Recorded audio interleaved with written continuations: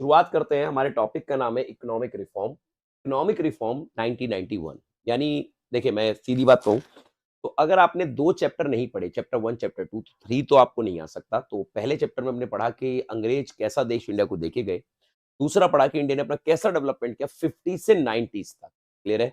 वो चैप्टर पढ़ना बहुत ज़रूरी हो जाता है क्योंकि कुछ गलतियाँ हो गई, कुछ ऐसा हो गया कि हमें चैप्टर 3 पढ़ना पड़ेगा। ये सबसे बड़ा चैप्टर है। आता 4 नंबर का है भाई, पर है सबसे बड़ा। क्लियर है? मेरी नज़र में। मैंने तो अपनी बुक में इसके 52 के करीब क्वेश्चन बना रखे हैं। क्या करूँ?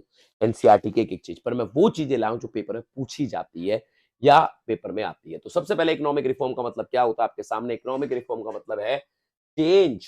एक वर्ड लिखा हुआ है चेंज। थोड़ा-सा पेन ले लेते हैं रंग-बिरंगा। लिखा हुआ है चेंज इन द पॉलिसी, यानी पॉलिसी चेंज कर दी। वो पॉलिसी जो 50 से 90s तक चलती थी। क्लियर है? ताकि देश में क्या हो, एफिशिएंसी यानी काम करने की क्षमता बढ़े और कॉम्पिटिशन बढ़े। यानी हम कॉम्पिटिशन करते नहीं थे। सरकार कहती जो भी है हम ही, मतलब जो भी है हम ही करेंगे, हम ही सोचेंगे, हम ही देखेंगे, मतलब कोई बिज़नेस करने नहीं आए। ठीक है? खैर ये क्वेश्चन पेपर में नहीं आएगा, मैं रॉन्ग कर रहा हूँ। मैंने तो बताया कि चैप्टर का बेस क्या है। असली क्वेश्चन अब शुरू। पहला, लिखा है कि क्यों लाना पड़ा इकोनॉमिक रिफॉर्म? तो ये बड़ा एक महत्वपूर्ण क्वेश्चन है, एमसीक्यू में भी आएगा और लिखने को भी आएगा। लेकिन सरकारी कंपनी उस हिसाब से परफॉर्म नहीं कर रही थी। जैसे मैंने चैप्टर 2 में बताया कि सबसे ज्यादा फोकस सरकार का सरकारी कंपनी में था और इसके लिए सरकार जो है मतलब आईपीआर कानून तक लेके आ गई। भाई तुम नहीं आओगे प्राइवेट सेक्टर, हम ही काम करेंगे। वही सरकारी कंपनियां लॉसेज में चली गई। कितनी कंपनी? 246 के अराउंड, एक एनसीईआरटी डाटा के अनुसार। इतनी कंपनियां सरकार की लॉस। नेक्स्ट वन, सरकार घाटे में चली गई। That called fiscal deficit. Fiscal deficit मतलब घाटे में चली गई। सरकार के खर्चे ज्यादा होने लगे, सरकार पे कर्जा चढ़ गया। फिस्कल डेफिसिट वैसे किसके बराबर होता है? बोरिंग से। यहाँ बजट की बात भी होगी। तो सरकार पे कर्जा चढ़ गया कुल मिला के। अब सरकार की कंपनी घाटे में तो कर्जा तो चढ़ना ही है। अगला, महंगाई हद से ज्यादा हो गई।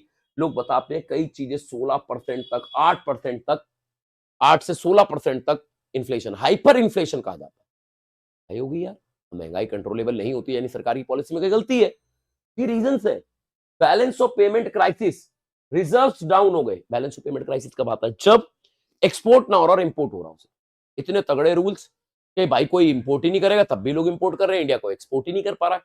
मतलब फॉरेन रिजर्व्स डाउन हो गए। कितना डाउन हो गए? सिर्फ हमारे पास भाई 1 हफ्ते का पैसा बचा देश के अंदर। क्या तो हम इंटरेस्ट भर लें जो लोन ले रखा है, चाहे हम क्रूड ऑयल ले लें।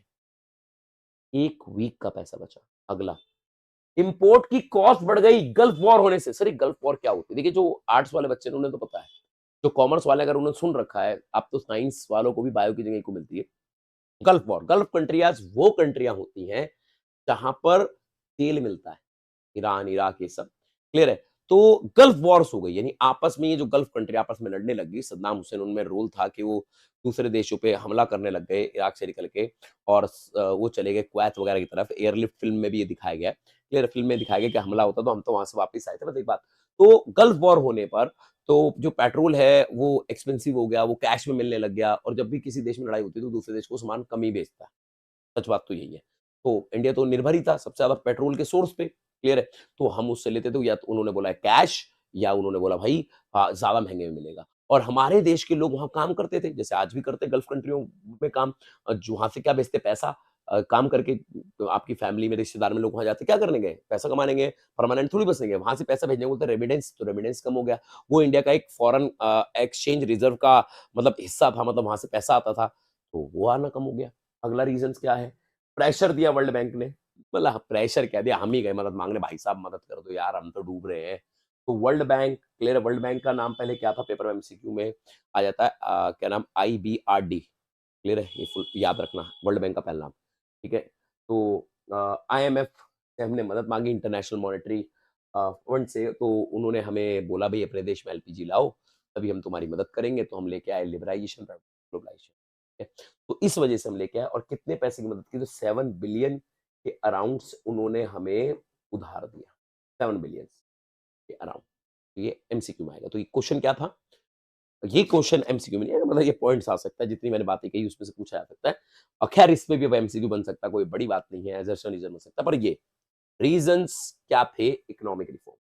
द नेक्स्ट वन, टीचर्स बताओ इकोनॉमिक रिफॉर्म क्या लगता है आपको एमसीक्यू में ये क्या नाम है क्वेश्चन आंसर में नहीं आएगा पर मतलब पता होना चाहिए जैसे 3 वर्ड आए लिबराइजेशन प्राइवेटाइजेशन ग्लोबलाइजेशन लिबराइजेशन आजादी काम करने की आजादी लिबराइजेशन मतलब पहले नहीं था अब है क्या लिखा रिमूविंग द रिस्ट्रिक्शंस वो रिस्ट्रिक्शन हटा देना इंडस्ट्री से या ट्रेड से या इन्वेस्टमेंट से जिससे कोई दिक्कत आती है clear next one privatisation privatisation का मतलब था अपना काम निजी कर सकते हो हर काम पहले सरकारी होता था क्या लिखा है reducing the government control in business clear है या सरकार ने अपनी सरकारी कंपनी बेच देना सेलिंग ऑफ पब्लिक सेक्टर ये भी किसका पार्ट होता है प्राइवेटाइजेशन क्लियर है ग्लोबलाइजेशन आप अपने देश को दूसरे देश के साथ जोड़ सकते हो इंट्रीग्रेट दूसरे देश की कंपनियां आपके देश में आपके देश की कंपनियां दूसरे देश में इसे बोलते हैं ग्लोबलाइजेशन ठीक है तो 3 पार्ट है इकोनॉमिक रिफॉर्म्स के इकोनॉमिक रिफॉर्म कह दो एनईपी कह दो न्यू इकोनॉमिक पॉलिसी ये वर्ड दिया होता तो लिबराइजेशन प्राइवेटाइजेशन और ग्लोबलाइजेशन क्लियर है तो जैसा कि मैंने आपको बताया कि 3 चीजें हुई थी लिबराइजेशन प्राइवेटाइजेशन ग्लोबलाइजेशन तो एक एक करके हम उसको रीड करेंगे तो सबसे पहले हम लिबराइजेशन के बारे में पढ़ेंगे तो लिबराइजेशन एक वर्ड नहीं है बेटा लिबराइजेशन बहुत जगह में आया तो पेपर में ना क्वेश्चन बड़ा ध्यान से पढ़ना टीचर पूछना चाहता है कि लिबराइजेशन इंडस्ट्रियल सेक्टर में कैसे आया तो इंडस्ट्रीज की बात करनी है सिर्फ ऐसा और भी लिबराइजेशन है कहां लिबराइजेशन फाइनेंशियल सेक्टर में क्या क्या आया मतलब अगर पेपर में आ गया एक्सप्लेन लिबराइजेशन अंडर निक्रो तो तू सबके कुछ कुछ लिख दे बट टीचर में एक्सप्लेन ये फेवरेट है लास्ट ईयर भी ऐसे पेपर उठा के देखना explain liberalisation in financial sector सिर्फ फाइनेंशियल फिर इसमें इंडस्ट्री कोई बात नहीं होगी एक्सप्लेन लिबराइजेशन टैक्स रिफॉर्म कितने पॉलिटिकल इंजीनियर लिबराइजेशन है देखो अभी तक 3 बताया चौथा फॉरेन एक्सचेंज एक्सप्लेन लिबराइजेशन मतलब एक कुल मिला के समझ लो कि मेन ये 4 है वैसे होते 5 है 5 में कुछ नहीं ट्रेड है पर वो मिलता जुलता ग्लोबलाइजेशन से तो टीचर आपको क्वेश्चन देगा कि लिबराइजेशन सिर्फ इंडस्ट्री में बताओ तो आप क्या बताओगे अबोलिशन ऑफ लाइसेंस हुआ मतलब लाइसेंस जिस चीज पे लगता था वो खत्म कर दिया सरकार ने बोला हम 3 कामों में रहेंगे क्लियर है कौन कौन से डिफेंस रेलवे और एटॉमिक एनर्जी बाकी सब काम प्राइवेट सेक्टर कर सकता है एक तो वो जिसमें लाइसेंस नहीं चाहिए और एक वो जिस अगर पहले लाइसेंस नहीं था ना तब तो लाइसेंस लेके कर सकता है मतलब दवाई बना सकता है पहले सरकारी बनाती थी अब तू प्राइवेट कंपनी बना सकती है लाइसेंस लेके हम 3 का के अंदर रहेंगे तो ये इंडस्ट्रीज में लिबराइजेशन है मतलब समझ रहे हो सिर्फ इंडस्ट्री वाले यहां पर कोई पैसे की बात टैक्स की बात नहीं होगी अगला प्राइवेट सेक्टर को इंकरेज किया गया सरकार ने प्राइवेट सेक्टर को ओपन करने के लिए चीजें बनाई वो आईपीआर खत्म कर दिया क्लियर है वो फेरा था foreign exchange regulatory act clear है वो खत्म कर दिया उसको बना दिया FEMA foreign exchange management act के कोई विदेश से पैसा लाता तो मैनेज करना सिखाएंगे उसको मतलब इसी तरीके एमआरटीपी खत्म हो गया कानून था कि मोनोपोली वाला खत्म कंपटीशन क्रिएट करा है गवर्नमेंट ने समझ लो एलपीजी लाके तभी तो इंडिया की इकोनॉमी सुधरी है इतनी सुधरी है और एक बात बता रहा हूँ एलपीजी 1991 में जो हुआ वो नहीं ऐसे नहीं कि पॉलिसी ला एकदम से देश बदल गया अब उसके असर दिखते हैं 10-20 साल बाद अभी तक जो बड़े चेंजेस आए जैसे डिमोनेटाइजेशन ये भी हमें पढ़ना है इसमें जीएसटी है वो भी पढ़ना है तो हम सारों की बात करेंगे ये चैप्टर काफी बड़ा है मैं जैसे बोल रहा हूँ क्लियर है इस पे काम करना आप कहीं से बालक ऐसे होता है 4 नंबर ही तो छोड़ यार ये नहीं पढ़ रहा भाई पढ़ के जा सब पे इक्वल मौका है तो तुझे सारा करना है अगला कहां पर रिफॉर्म्स आए फाइनेंशियल सेक्टर में कौन सेक्टर में सिर्फ यहाँ फाइनेंशियल बताना है लिबराइजेशन तो फाइनेंशियल किससे रिलेटेड होता है बैंक्स वगैरह से तो क्या लिखा है आरबीआई जो पहले डायरेक्ट कंट्रोल करता था तो एमसीक्यू आया था कि आरबीआई पहले कौन था रेगुलेटर गला घोटने वाला कि भाई ये नहीं कर सकते नहीं कर सकते प्राइवेट सेक्टर ये नहीं कर सकते इतने प्राइवेट सेक्टर बैंक भी होते थे आज वो फैसिलेटर तो आरबीआई पेपर में एमसीक्यू रेगुलेटर से क्या बन गया फैसिलेटर याद रखना ऐसा एमसीक्यू है बुकों में संदीप हर जगह तो रिडक्शन कंट्रोल कम हो गया आरबीआई का समझिए फाइनेंशियल में हो गया प्यारे आरबीआई कंट्रोल कर दिया प्राइवेट बैंक्स और फॉरेन बैंक्स भी खुलने लग गए 91 के बाद अलाउड कर दिया पहले नहीं था ऐसा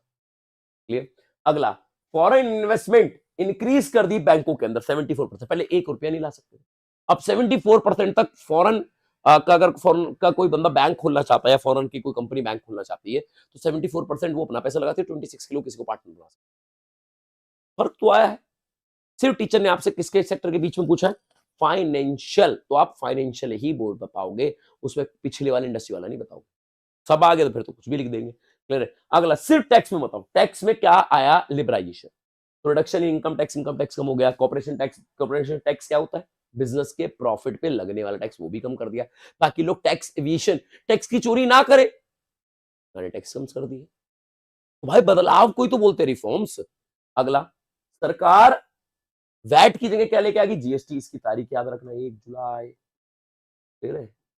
2017 इनडायरेक्ट टैक्स को क्या बना दिया गया, आसान बना दिया गया। सिंप्लीफिकेशन ऑफ टैक्स फिलिंग, मतलब आसानी से लोग अब टैक्स भर सकते हैं। एक दो पॉइंट है वो लिख लेना, एक्सप्लेन करना। अगला, फॉरेन ट्रेड, फॉरेन एक्सचेंज में क्या लिबराइजेशन है। फॉरेन एक्सचेंज मतलब वही डॉलर वाली बात, समझ रहे हो ना, डिमांड सप्लाई से होता है। देखा हमारी वैल्यू डिवैल्यूएट हो गई थी रुपी की करेंसी 91 में। कैसे डिवैल्यूएट, क्योंकि हमने जो डॉलर है वो फिक्स एक्सचेंज रेट पे कर दिया, फिक्स पे, गवर्नमेंट का इंटरफेरेंस होगा कि इतने पे ही चलोगे। 91 से पहले की बात बता रहा हूं। तो रुपी डिवैल्यूएट हो गई। अब डिवैल्यूएट होगी तो हमारी गवर्नमेंट ने डिसीजन लिया कि अब हम फिक्स एक्सचेंज रेट नहीं, मार्केट एक्सचेंज रेट, इसको क्या बोलते हैं, फ्लेक्सिबल एक्सचेंज रेट अपनाएंगे। और तब से लेकर आज तक इंडिया में फ्लेक्सिबल एक्सचेंज रेट चल रहा है, डॉलर बदलता रहता है। फ्लेक्सिबल का एक और नाम क्या होता है, फ्लोटिंग। क्लियर है। सरकार ने बोला इंपोर्ट और एक्सपोर्ट पर जो भी टैक्स लगता है खत्म नहीं, रिड्यूस कर दिया। कमाएगी तो है यार सरकार। अब आज, पहले बहुत टैक्स था, लोग डरते थे छोड़ो इंपोर्टिंग एंड एक्सपोर्ट, अब उसे आसान कर दिया। तो क्या पता चला अभी तक पता चला कि अगर लिबराइजेशन आ जाए तो मुझे चारों के बारे में लिखना पड़ेगा, कुछ ना कुछ ना, थोड़ा थोड़ा थोड़ा। और अगर टीचर ने बोला ओए सिर्फ ये चाहिए तो तू ये लाइन नहीं घुसा सकता, तो मैं टैक्स के लिए देख रहा हूँ, अलग अलग पॉइंट है। तो इस बात पे आपको ध्यान रखना है। तो लिबराइजेशन हमारा बिल्कुल खत्म हो गया। अगला आते हैं प्राइवेटाइजेशन, इंपॉर्टेंट है, सिर्फ प्राइवेटाइजेशन की बात करनी है।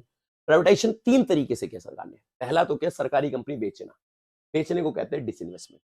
ठीक है, थोड़ा बेचे पूरा बेचे, तो पहला तरीका तो यही है, सरकारी कंपनी जो चल रही है सरकार ने उसे बेच दिया। सुना है सर अभी एयर इंडिया थी वो सरकारी थी, सरकार ने उसे बेच दिया टाटा को, तो देखो तब से चलता, ये तो अभी हुआ है, तो ये डिसइन्वेस्टमेंट हो। क्लियर है।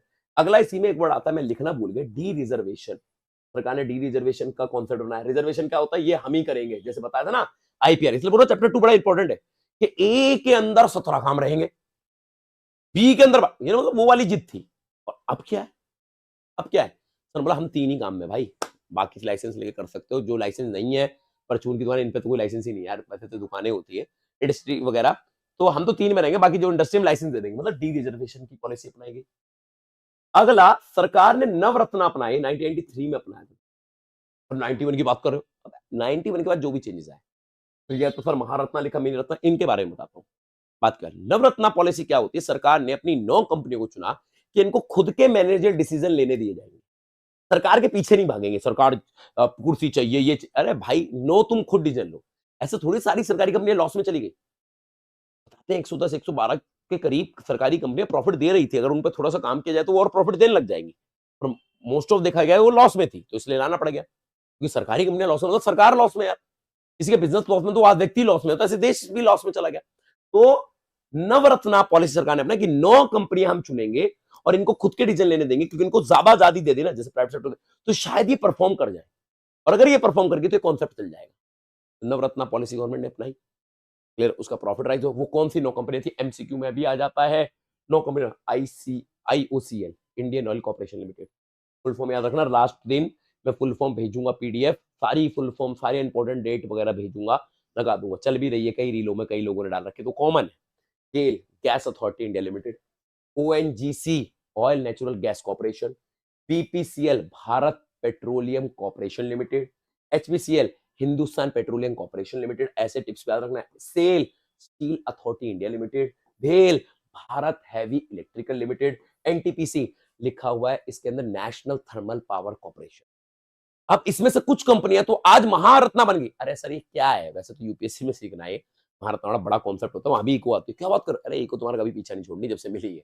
ठीक है, तो क्लास 6 से ही है तुम्हारे एसएसटी में, अब ये थोड़ा भारी हो गई 11 से। तो ये जो 9 है ना, 9 इनमें से कुछ कंपनियां महारत्ना बन गई। देखो अब क्या किया सरकार ने 2017 7 के 8 के अराउंड ऐसे ही बांट दिया है। महारत्ना नव तो पहले से था, मिनी रत्ना में भी 73 के अराउंड कंपनी है, महा में देखा गया है कि 7-8 है, और नव में 17 कंपनी, सरकारी कंपनियां होती है, प्राइवेट नहीं होती, पहले तो ये समझ लेना। तो सरकार ने बोला भाई जिस कंपनी का प्रॉफिट 10,000 करोड़ के करीब ऐसी है, क्लियर है, वो महा में चलेगी। जिसका 5-7 हजार करोड़ है, 4-5 हजार करोड़ है, मतलब समझ रहे हो, वो नव में है। और जिसका 1,000-2,000 करोड़ कम आ रहा है प्रॉफिट, तो वो मिनी में। तो इस तरीके से अब क्या है, सरकारी कंपनी को उनके खुद के डिसीजन लेने के लिए, मैनेजर डिसीजन के लिए, फाइनेंशियल डिसीजन के लिए सरकार के पीछे नहीं, खुद ले सकते हैं, अपने शेयर इशू कर सकते हैं, दूसरे देशों में अपना काम कर सकते हैं। क्या बात, सरकारी कंपनी में दूसरे देशों में काम करती है? हाँ, अगर तुम पहली बार पढ़ रहे हो तो भाई इसमें ओवर एक्ट नहीं करना, और तुम मेरे पास बैच पढ़े तो मैं कहानी सुनाता ही था। ये है। अगला, ग्लोबलाइजेशन के बारे में बताना भाई, करना पड़ेगा। तो अब हमारा प्राइवेटाइजेशन खत्म हो गया बिल्कुल, ठीक है? अकेला भी आ सकता है नवरत्ना, तो 9 कंपनी के बारे में बताना। और क्या बताना मैंने बताया कि ऑटोनॉमी आज़ादी दे दी गई, क्लियर है, पब्लिक सेक्टर को for managerial decision and for मैंने बताया फाइनेंशियल डिसीजन के लिए, ठीक है जी? अगला ग्लोबलाइजेशन। ग्लोबलाइजेशन क्या बताया था अभी मैंने? इंट्रीगेट, दुनिया को जोड़ना, क्लियर? तो ग्लोबलाइजेशन में पहला काम, बाहर की इन्वेस्टमेंट को इंकरेज किया गया। पूछा जाएगा ग्लोबलाइजेशन के अंदर क्या-क्या हुआ? इन्वेस्टमेंट को इंकरेज किया। कई कामों में 100% पैसा आ सकता है, कईयों में 51, पहले आ ही नहीं सकता था, ये समझ लो। ठीक है, तो इंकरेज करना। अगला, फॉरेन कंपनी को इंडिया में लाना, इंश्योरेंस कंपनी, टेलीकॉम कंपनी जो पहले नहीं आ सकती थी वो अब आ सकती है, क्लियर है? ट्रेड बढ़ाना, इंपोर्ट एक्सपोर्ट को आसान बनाना। तो ये 4-5 चीजों पे काम किया गया ग्लोबलाइजेशन के अंदर, ठीक है? टेक्निकल एग्रीमेंट करना, विदेशों से टेक्निक्स आ सकती हैं, टेक्नोलॉजी आ सकती है, पहले नहीं आ सकते, अब आ सकती है, क्लियर? तो ये इसके अंदर आता है। अब इस ग्लोबलाइजेशन में कुछ इंपॉर्टेंट क्वेश्चन आते हैं जो बड़े फेवरेट चल रहे हैं आजकल हमारे जो है टीचर के द्वारा, ठीक है? वो क्या फेवरेट है, उस पे काम करते हैं हम लोग।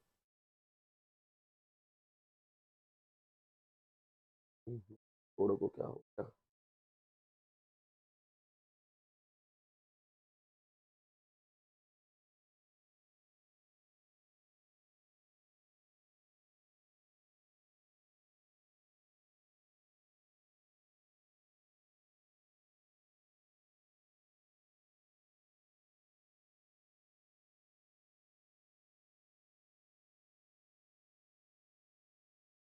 1 मिनट की बात है, देखते हैं मूड में क्या है। टेंशन, ये क्यों नहीं चल?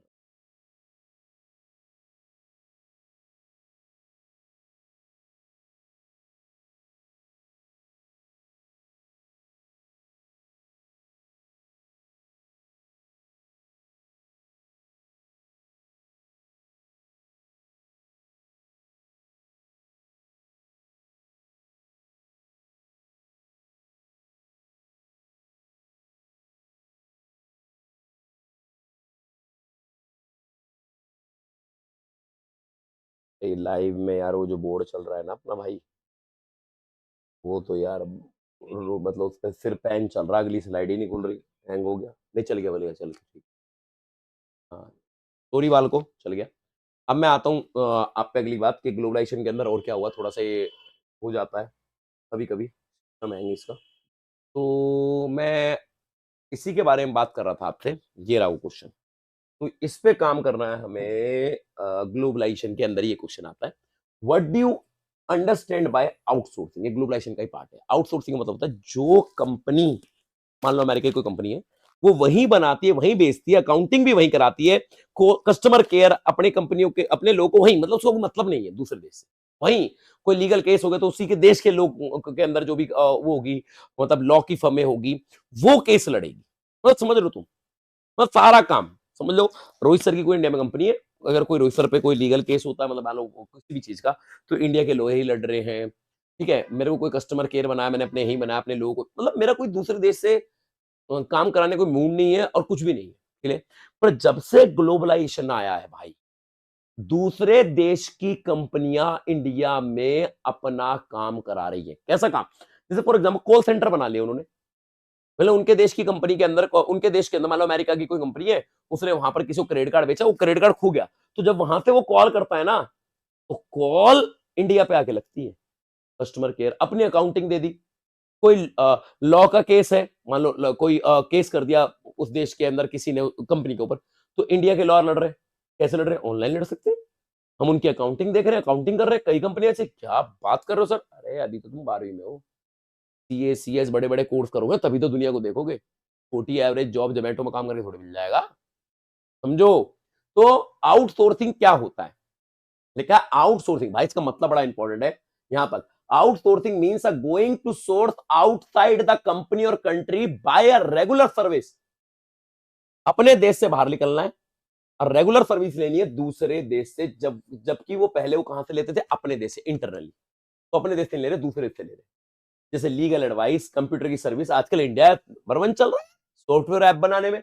अगला रिकॉर्ड कीपिंग, मतलब अकाउंटेंसी हो गया, म्यूजिक रिकॉर्ड, वहां से गाना वाना क्या यहाँ एडिटिंग करके भेज दिया हमने, मशहूर है भाई एडिटिंग में।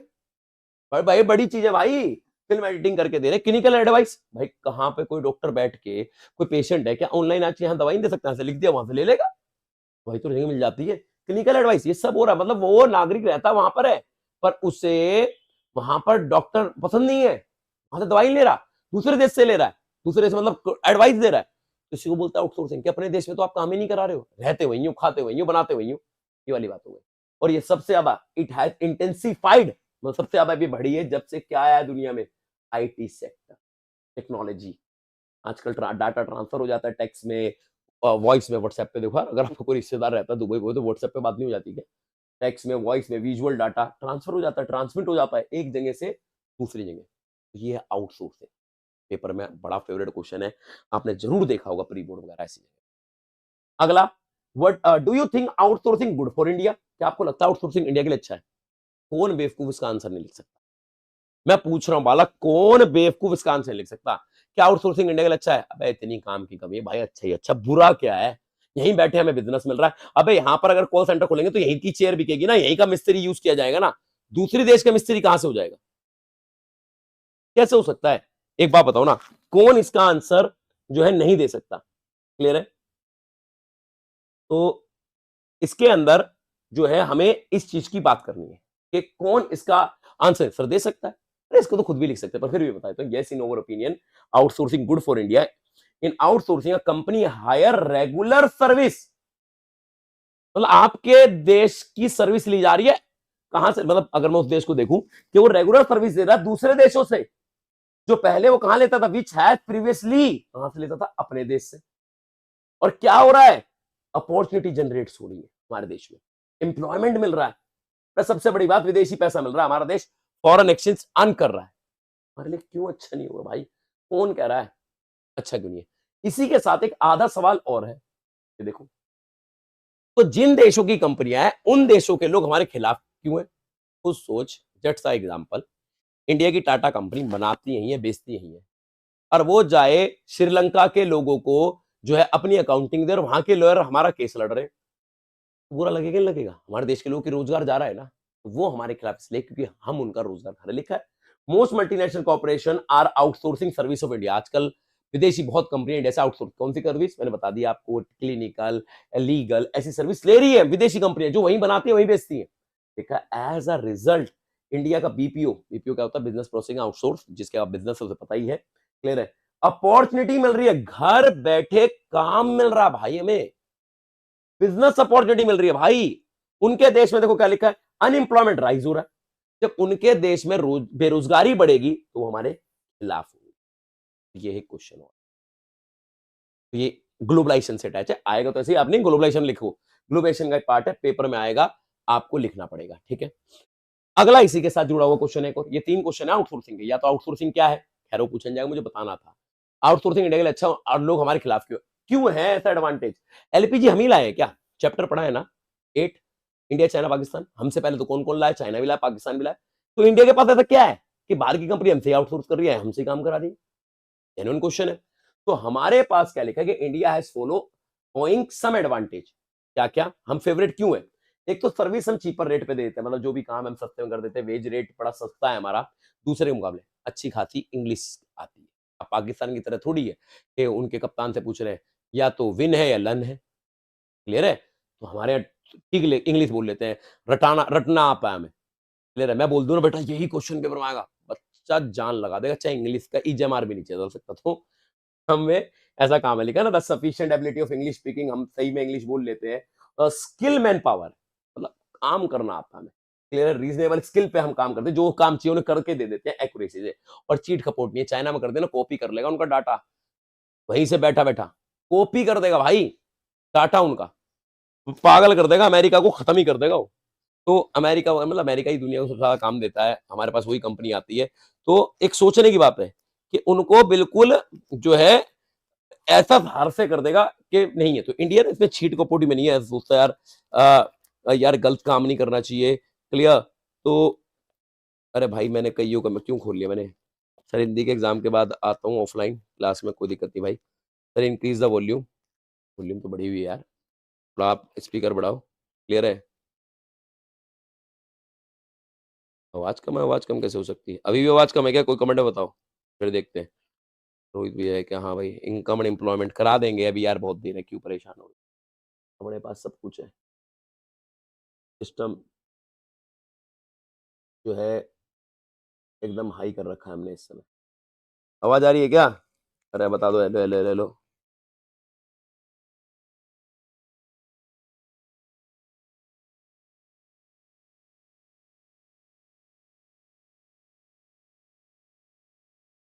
अरे आवाज आ रही है?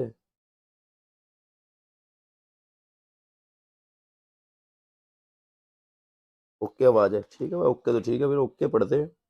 चलो, ठीक है।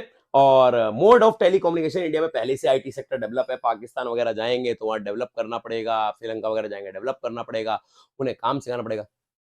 तो इंडिया का ना फेवरेबल पॉइंट्स है, इसलिए विदेशी कंपनियां आ रही है इंडिया में, और ये ग्लोबलाइजेशन से अटैच क्वेश्चन है, इस पे आपको काम करके है। समझ गए? समझ लेना।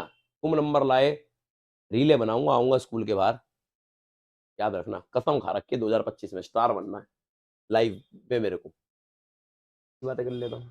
खैर, इसमें तो अब कोई क्वेश्चन नहीं है। अच्छा, मैं जैसे बताना चाह रहा था आपको, ये उसका पार्ट है, क्या नाम हमारा, एक क्वेश्चन ये भी आपको देख के जाना है। ऐसे एमसीक्यू का क्वेश्चन है, ठीक है। ये पार्ट है हमारा जो है प्राइवेटाइजेशन का। मैंने बताया था सरकारी कंपनी बेच सकते हैं, तो उसे बोलते हैं डिसइन्वेस्टमेंट। अब बेचने के दो तरीके होते हैं, थोड़ा या पूरा। सरकारी कंपनी पूरी बेच दी या थोड़ी बेच दी। तो पूरे कंपनी को बेच देना सरकारी को बोलते हैं स्ट्रैटेजिक सेल, या डी नेशनल नाम से भी जाना जाता है। होता डिसइन्वेस्टमेंट ही है पर नाम है। और थोड़ा बेचने को क्या बोलते हैं, थोड़ी चीज को क्या बोलते हैं, माइनॉरिटी सेल। क्या लिखा है? मींस आउटराइट सेल, पूरी सरकारी कंपनी बेच देना प्राइवेट सेक्टर के हाथ में। क्लियर है? माइनॉरिटी का मतलब होता है कुछ हिस्सा बेच देना, ठीक है ना। Means privatisation of public sector, selling a part, सब में से कुछ। क्लियर है? तो इसे बोलते हैं। अगला टैरिफ बैरियर क्या होता है, नॉन टैरिफ बैरियर क्या होता है? सामान मंगा सकता है तू विदेश से, टैक्स लगेगा, तो टैरिफ बैरियर्स हो गया। इससे ज्यादा नहीं आएगा भाई, कोटा इससे ज्यादा नहीं आएगा, ना क्वांटिटी में ना क्वालिटी में। मतलब क्वालिटी में लग गया, इस क्वालिटी की चीज नहीं आएगी, ठीक है। क्वांटिटी में होगा इससे ज्यादा नहीं। जैसे आज भी विदेश, दुबई से या विदेशों से गोल्ड कई जगह सस्ता है, तो आप लोगों एक लिमिट है, उससे ज्यादा नहीं, और वही पहन के आना पड़ेगा, डिब्बे डिब्बे में नहीं मिलना। ये रूल्स है। क्लियर है? तो टैरिफ बैरियर्स क्या लिखा हुआ है? तो टैरिफ बैरियर्स का मतलब होता है टैक्स। क्लियर? और नॉन टैरिफ बैरियर का मतलब मैंने आपको जैसे बताया, कोटाज वगैरह होता है, टैक्स के अलावा सरकार इंपोर्ट कर देती है कि इससे ज्यादा नहीं लाना, बात खत्म। इससे ज्यादा लाया तो जब्ती कर लेंगे, टैक्स भी लगाएंगे। तू गोल्ड वोल्ड लेना और तू कहे टैक्स ले लो, छोड़ दो भाई, तुझे कस्टम आना वही डर लेंगे, तुझे कहेंगे ओह स्मगलिंग कर रहा, हमें लग रहा है, तो बाद में सफाई दी हो कि शरीफ है क्या है। समझ रहे हो? ये इसके अंदर आता है। ऐसे एक क्वेश्चन और चला है जब से ग्लोबलाइजेशन आया। सर क्या क्वेश्चन है ग्लोबलाइजेशन आया इसके अंदर? मल्टी ट्रेड एग्रीमेंट क्या होता है और बायलैटरल ट्रेड एग्रीमेंट क्या होता है? कभी कभी हम न्यूज में सोचते हैं India and America get up have a bilateral talk, यानी दो देशों के बीच में, सारे देश नहीं, टॉक हो गया। इसी तरह आप बिजनेस दो देशों के साथ कर सकते हो, मतलब हम और क्या नाम, पाकिस्तान का क्यों नाम ले रहा हूँ, हम और अमेरिका आपस में जो है बिजनेस कर सकते हैं किसी चीज को लेके, और किसी से नहीं कर रहे हैं हम, उसी से और उसी से कर रहे हैं, ठीक है। तो बायलेटरल होगा, trade agreement involve two country, इसके अंदर दो कंट्री होती है, उसे बोलते हैं बायलेटरल। किसी चीज मतलब कोई काम ऐसा है, कोई चीज है जिसका इम्पोर्ट हम ही दो कर रहे हैं। अगला मल्टी ट्रेड क्या होता है? जहां हम, मतलब समझ लो यार, हर किसी के साथ व्यापार कर सकते हैं बस। Multi trade more than two country. Clear? तो ये आएगा तो एमसीक्यू में आएगा, नहीं तो नहीं आएगा।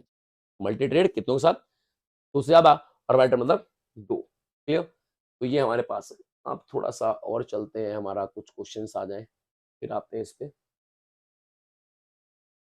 प्राइवेटाइजेशन मैंने आपको सिखा दिया। क्लियर? थोड़ा थोड़ा थोड़ा थोड़ा। अब थोड़ा सा और अलग क्वेश्चन आते हैं। क्या अचीवमेंट हुई है अब तक 1991 से? ओ काले पे काला कैसे चले। हाँ, तो क्या अचीवमेंट हुई है जब से इकोनॉमिक रिफॉर्म इंडिया में आया, मतलब टिल अभी तक अगर मैं बात करूं, तो देश की जीडीपी 5.6 से 8.2 तक पहुंची, 8% तक जीडीपी ने देखी। हर साल नहीं आती भाई, कभी का है, कैसा हुआ है, ठीक है। तो अच्छी बात है, ये कह सकते हैं ग्रोथ हुई है जीडीपी की, और जीडीपी के ऊपर तो बड़ा भ्रम है। अगर ये चैप्टर पहले पढ़ा तो लोग कहेंगे हाँ इतनी जीडीपी, और अगर नेशनल इनकम पढ़े, सर जी रियल वाली नॉमिनल वाली तो छोड़ो यार, इस पे क्या लड़ाई है। पर यानी जीडीपी बढ़ी है। दूसरा, इन्फ्लेशन कंट्रोल में आया। क्लियर है? हाइपर इन्फ्लेशन थे, इन्फ्लेशन तो चलता रहता है, अभी भी है, पर उतने वाला नहीं कि इकोनॉमिक पॉलिसी बदलनी पड़े, तो इन्फ्लेशन कंट्रोल में है। पॉजिटिव साइड बताना है। क्लियर? अचीवमेंट भी कहते हैं, पॉजिटिव साइड भी कहते हैं। और सरकार का जो घाटा है अभी भी है, पर कम हुआ है। फिस्कल डेफिसिट भी कंट्रोल में आया। जहाँ एफडीआई 100 मिलियन था 1921 में, यानी फॉरेन डायरेक्ट इन्वेस्टमेंट में विदेशी इन्वेस्टमेंट अलग है, रिजर्व्स नहीं, इन्वेस्टमेंट अलग चीज होती है। वो आज 30 बिलियंस के अराउंड है 2017-18 के डाटा। और अभी कितने यूपीएससी का पेपर दे रहा है, तो लिखा है एनसीआर ने वो लिख के आना। सर आ गया तो एग्जैक्ट कभी नहीं आया, कभी नहीं आया, फिर चुप रहे। अगला, फॉरेन एक्सचेंज रिजर्व्स बढ़ गए हैं। हाँ, जो 7 मिलियन लिए थे, 7 है, इसलिए हमने उधार लिए थे, वो थे 1 हफ्ते का पैसा था बचा हुआ, और 7 बिलियन हमें उधार मिलता है। आज 400 बिलियन का हमारे पास फॉरेन एक्सचेंज, और वर्ल्ड में गिना जाता है, मतलब 3-4 देशों में हमारा नाम आता है। बढ़िया, एलपीजी के बाद। और बेटर क्वालिटी की चीजें मिलने लग गई और कंपटीशन इंक्रीज होने लगी। हाँ, टाटा की गाड़ी क्या बन रही है, मतलब एक एग्जांपल दे रहा हूँ कि अच्छा हुआ है, कंपटीशन क्रिएट हुआ है, ये सब चीजें, क्लियर। तो ये चीजें आई है, तो मेजर अचीवमेंट्स हुआ है इकोनॉमिक रिफॉर्म्स आने से, क्लियर। अब आता है नेगेटिव पॉइंट्स, बताओ कुछ बुराइयां कर दो, क्लियर है। बुराई तो है ही, अच्छाइयां हैं तो बुराइयां भी हैं। तो बुराइयां क्या है कि उतनी एम्प्लॉयमेंट नहीं बढ़ी जितनी जीडीपी बढ़ गई। ये क्वेश्चन तो यार हमने उसमें पढ़ा कि जीडीपी बढ़ती है, एम्प्लॉयमेंट नहीं बढ़ती, बेरोजगारी रहेगी। और जब से एलपीजी आया तो टेक्नोलॉजी बढ़ने लग गई, मशीनें बढ़ने लग गई। तो मैं तो यहीं से अनाउंस कर रहा हूँ भाई, वो कोर्स करना जिसमें स्किल हो। मैं तो बच्चों को बताता हूँ चीख-चीख के, क्लियर है? कि भाई देख, घर में पैसा ना हो तो ग्रेजुएशन कर लियो भाई डीयू-पीयू से, फिर सरकारी नौकरी करनी हो, प्रोफेसर बनना, और भाई पैसा-वैसा हो तो स्किल कोर्स करना जो चल रहा है, जिससे तुझे आने वाले 30 साल बाद काम मिलेगा। तेरे माता-पिता ने जो किया भाई उससे मिला। कॉमर्स का तो भाई डॉक्टरी में तो जाएगा नहीं। तो तेरे माता-पिता ने, यानी आपके माता-पिता ने जो भी काम किया उससे वो 30-20 साल चल गए। अब तुझे जो करना है वो ऐसी चीज़ करनी जिससे तुम 30 चीज़, तो ये सोच के डिसीज़न लेना, पैसा ज़रूर लगता है, एफर्ट ज़रूर लगता है, उसके बाद तुम बहुत ज़्यादा कमा के दे दोगे। क्लियर है? मुझे किसी ने आज बताया, अपने आप को मोटिवेट किया मैंने, कि 3 साल अगर मैं लाइव आता रहा और ये आता रहा ना, तो कुछ रिटर्न मिले ना मिले, पर जिस दिन 3 साल बाद चल गया, आ गया, मतलब समझ रहे हो? ऐसे यूट्यूब भी आ गया, आपको फेंक देता है निकाल के, भाई इसको देख लो, इतना काम करा है। तो आपने 3 साल जो कुछ ना कमाया हो, तो 1 महीने में कमा दो। तो सर ये मोटिवेशन होती है, इसलिए बोल रहा हूँ एक काम करो।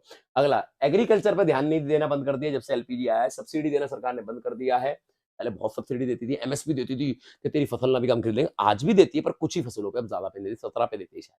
क्लियर है? एक इनइक्वालिटीज़ बढ़ी है, मतलब गरीब, अमीर, कहीं डेवलपमेंट बहुत हो रहा है, कहीं नहीं हो रहा है। हरियाणा में गुरुग्राम कितना सुंदर लगता है, बाकी में रोड आज भी गाँव दिखता है। तो लिखा हुआ है कि अर्बन एरियाज़ तक ही डेवलपमेंट है जो देखा जाता है कुछ ही जगहों पे।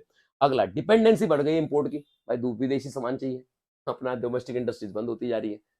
मतलब उतनी छा नहीं रही है, तो थोड़ा बहुत मेक इन इंडिया चल गया तो वो आ रही है, इंडियंस कंपनियाँ, मतलब इंडिया की कंपनी बना रही है, या विदेशी कंपनी इंडिया में आके बना रही है। पर इम्पोर्टेड चीज़ें बढ़ रही हैं, एप्पल चाहिए, फ़ोन, गाड़ी चाहिए तो फरारी, ठीक है ना? वो वाली बात हो रही है, ठीक है? और स्मॉल स्केल इंडस्ट्रीज़ जो है अब उतना, मतलब होता है ना कि नाम 3 था, जब सरकार ज़्यादा ध्यान देती थी, तो फॉरेनर्स कंपनियाँ टेक दे रही है उनको, मतलब एक डरा रही है, "ओए अब मैं" ऐसी वाली बात है। फिर नेगेटिव पॉइंट है, क्लियर है? इंडियन इंडस्ट्रीज, डोमेस्टिक इंडस्ट्री को अफेक्टेड हो रही है। अब देखो बुराई तो लिखनी है, जीडीपी बढ़ रही है पर जॉब्स नहीं बढ़ रही है, क्लियर है? एग्रीकल्चर पे इफेक्ट पड़ रहा है, सरकार पहले ध्यान देती थी, इनइक्वालिटीज बढ़ रही है। तो यार बुराई बोली तो लिखनी पड़ेगी। देख, जो भी कैमरे में देख रहा है भाई, मोहन, सोहन, रोहन, तो भाई ये बात तो समझ लियो कि नेगेटिव बोला तो नेगेटिव तो लिखना ही पड़ेगा, ठीक है? अब थोड़ा सा बात कर देते हैं भाई। तो ये रहा आपके सामने। अ, और क्या काम हुआ? डिमोनेटाइजेशन कब? 8 नवंबर 2016, इस दिन ट्यूसडे था। अब आप सर जी आपको सब पता है, मैं मंगलवार मंदिर जाता हूँ 10-12 साल से, सीपी वाले, तो दिन ट्यूसडे ही था। और 2000 का क्या नाम है वो, नोट चलते थे 1000 और 500 के, बंद कर दिए। आपको पता है कि डिमोनेटाइजेशन 2 बार और हुआ है? एक तो आज़ादी से पहले 1946 के अराउंड बताया जाता है, और एक 1978 में हुआ था, जब इंदिरा गांधी जी ने 10,000 का नोट, अब बात कर रहे हो तो 10,000 का नोट होता था, देख ले भाई गूगल पे। पर हमें ये नहीं पढ़ना है, हमसे पहले 2 बार होगा, क्योंकि हम तो 90s के बाद जो चेंजेज़ है वो पढ़ेंगे, क्लियर है? 8 नवंबर 2016 को 500 और 1000 के नोट बंद कर दिए, और जो नोट नहीं होते हैं, उसे क्या बोलते हैं, नॉन लीगल, मतलब गवर्नमेंट बोला हमारा लीगल टेंडर नहीं है, बात खत्म। मोदी जी ने यही भाषण दिया था, आप जाके गूगल भी देख, no more legal tender, 500 and 1000 rupees, लंबी-लंबी लाइन लगी, लोग घर से भाग रहे हैं, क्लियर है? मतलब बैंक के बाहर लगे हुए हैं, बड़ा काम। क्योंकि ऐसा देखो, ब्लैक मनी को रोकने के लिए, क्लियर है? और डिजिटल, पता है आपको, ये पेटीएम पेटीएम 2014 में ही आ गए थे, पेटीएम, फ़ोन पे वगैरह। ये मशहूर हुए डिमोनेटाइजेशन के बाद। सबने पैसे-वैसे डाले अकाउंट में, चाहे रिक्शा वाला कुछ भी हो, और सबने बोला चल यार पढ़े तो पढ़े ही। आज सभी ले रहे हैं भाई। तो कुछ चीजें ऐसी होती है कि सरकार ना 10 साल बाद दिखती है, देखो अब कितना दिख रहा है डेटा, कौन कैरी करके चल रहा है क्या, तो ऐसा होता है, इम्पैक्ट बहुत दिनों बाद पड़ता है। क्लियर? तो ब्लैक मनी के लिए क्या किया कि लोग घर में छुपा के रखते हैं, टैक्स नहीं मिलता, लोगों ने बैंक में रखा तो सरकार ने धप्पा, वो वाली बात हो गई। ठीक है? और टेररिस्ट फंडिंग होती थी, कॉपी होती थी, कश्मीर में नोट मिलते थे तो पत्थर फेंकते थे, तो और मतलब इस चीज के लिए, और डिजिटल ट्रांजेक्शन में बोलूँ तो उसके लिए काम हुआ। पॉजिटिव इम्पैक्ट मैंने आपको बताया डिजिटल ट्रांजेक्शन के लिए हुआ, और फोर्ज करेंसी यानी नकली करेंसी को काउंटरफिट भी कहते हैं इसको, फर्जी एक वेब सीरीज है, उस पे जाके देखो तो ये बड़ी यूज किया गया है शाहिद कपूर की। तो मतलब नकली करेंसी थोड़ा हो गई, क्या सर अब नहीं मिलती नकली करेंसी? मिलती है पर वो थोड़ा सा समय लगा ना, समझ रहे हो? तो वो वाली हो गई। नेगेटिव इम्पैक्ट, स्लो डाउन होगी इकोनॉमी। हाँ, दिन के 4000 रुपए मिलते थे, 2-3 महीने तक 4000 रुपए पर दिन मिलेंगे, फिर आप लाखों रुपए जमा कर दो, 4000 ही निकलते थे एटीएम से बैंक में जाओ। स्लो डाउन होगी इकोनॉमी में, और थोड़ा सा हार्डशिप, मतलब बिजनेसमैनों को असर पड़ा,